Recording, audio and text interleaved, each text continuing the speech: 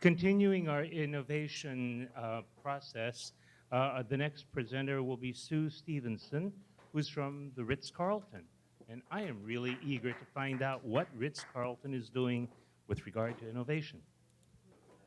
Ladies and gentlemen taking care of other ladies and gentlemen. That's correct. You remember well.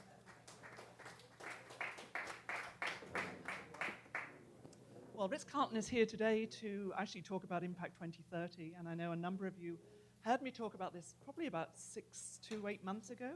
So I'm grateful to George for giving me the opportunity to provide an update. I'm excited to see the way the schedule is flowing this morning because there's so much commonality and connection between what the individual speakers are talking about. And also a great link to what Jen will talk about a little later around the Sustainable Development Goals. So at 12:05 on September the 25th, the gavel is going to drop, signifying the adoption of the Sustainable Development Goals by the United Nations General Assembly. It's a historic occasion. These global goals, of which there's 17, focus on the most critical issues facing our planet around poverty, inequality, and climate change. The goals, unlike the Millennial Development Goals, which many of you will know of, which are effectively retired at the end of 2015, the Sustainable Development Goals are applicable universally. So in Nairobi, here in New York, or I'm not in New York City today, I was yesterday, in New York City, in Bangalore, Beijing, from Kinshasa to Kansas City. So the 17 goals with different ways, with different measures, or with measures and impact to assess the ability for governments, for countries, for citizens of the planet to help address the Sustainable Development Goals over the period through to 2030.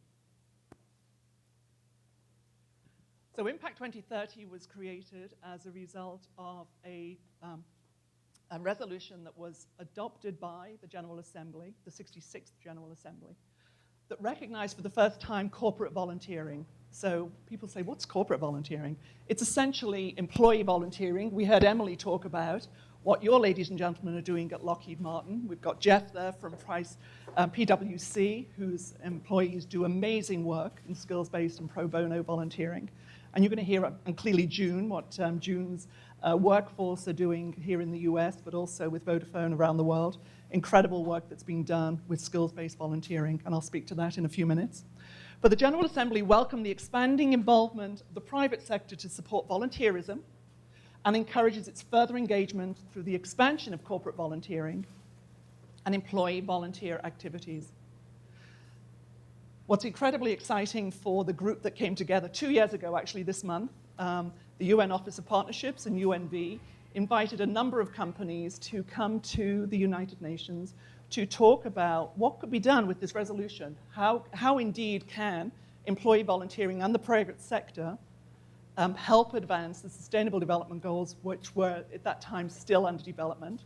At that time, I think the expectation was there might be fewer goals.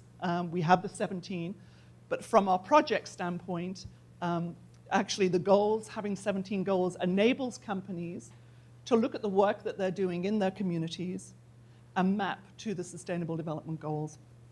I'll explain a little more about that in a few moments. So at Impact 2030, we believe that corporations have a valuable resource in their human capital and are poised uniquely to help address the critical needs of our rapidly changing planet. And Kiko, I think the point that you made just with that chart just shows things are changing exponentially.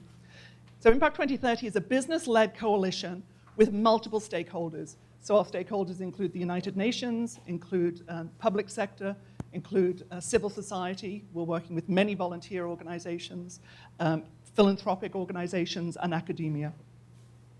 And our goals are to align companies and employee volunteer efforts with the global goals to make real and sustainable change by 2030. Before I go into details, I'm just going to speak to these graphics, which I think are going to become very famous. There is a project called Project Everyone, which has been undertaken, and certainly I know the Gates Foundation and the UN Foundation are heavily invested in this. but it has a very audacious goal to educate, inspire, and engage 7 billion people around the globe about the Sustainable Development Goals and the role that they can play through advocacy and through action to help address the planet's challenges. So what's going to happen on the 25th of September, when the goals are adopted, there will be an incredible media launch around the world. I've seen a snapshot of it, and I'm not going to take away the thunder, but you're probably sitting there thinking, 7 billion people? How can that possibly happen? There is an incredible network, including all of the major global media outlets have signed on with the United Nations to ensure that they are spreading the word on a global scale. So why is this important to Impact 2030? Well, for two reasons. We say to the companies that are coming on board, whether it's here in the United States, it's IBM, it's UPS, it's Johnson & Johnson, it's Ritz Carlton, SAP over in Europe, along with La Caixa and Telefonica. We have Singtel Group in Asia, etc. Many, many companies that are coming on board every day that are joining. Employees, in fact, are going to know about the Sustainable Development Goals. We have a unique opportunity to show them that the work that they're doing in communities through skills-based volunteering and pro bono volunteering aren't just laddering up to what the company feels are important issues, but in fact they're laddering up to what indeed are global issues. So particularly for our millennial workforce, who believe that they bring their values to the workplace and want to be engaged in making change, creating great good, there is this opportunity. So IBM and Ritz-Carlton, as two companies, we're going through the process now of looking at all the work that our employees do around the world and mapping it to the Sustainable Development Goals. IBM, as you can imagine, at a very sophisticated level, with their hundreds of thousands of IBMers around the world, have gone through this exercise. They've taken their internal app, which they have, that records the hours that employees are giving in skills-based pro bono volunteering, and mapping it to the Sustainable Development Goals. So that will be an app that we'll be able to use, because eventually we'll make that available open source to other companies. So lots of excitement, because these are issues that resonate with employees, and they're relevant to communities around the world, whether it's poverty or hunger or health, education, gender equality, which I know Jen's going to speak to, energy for all, technology, et cetera, et cetera.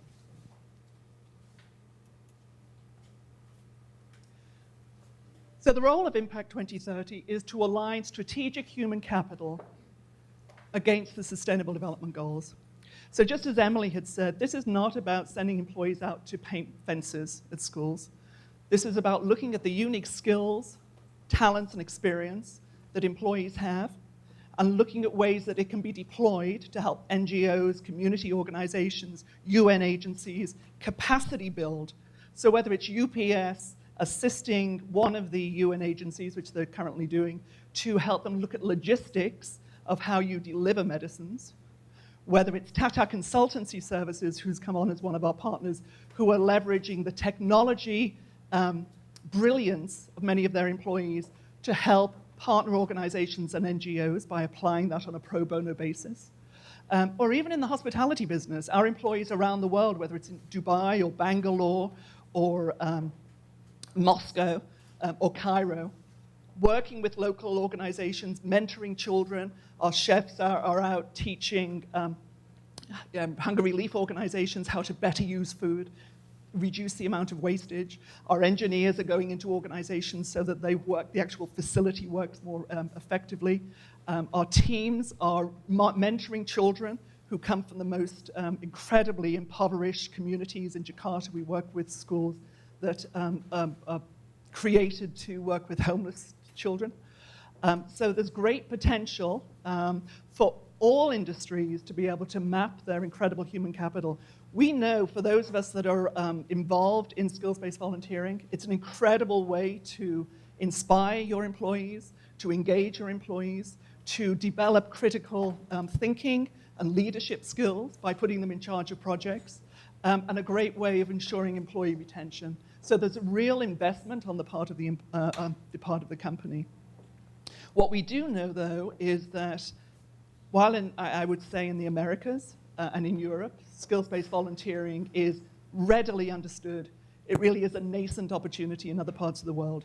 So we believe that Impact 2030 is going to enable us to share those gold standard best practices that are already happening, and influence companies around the world where we do business to engage their human capital in skills-based volunteering.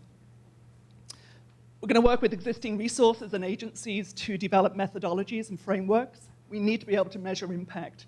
We can't turn up at the United Nations in 2030 and say, as a collective group and a network, we delivered 100, 200, 300 billion volunteer hours over the past 15 years. Obviously, that's not going to work. We've got to be able to determine how we measure impact for the work that our employees are engaged in.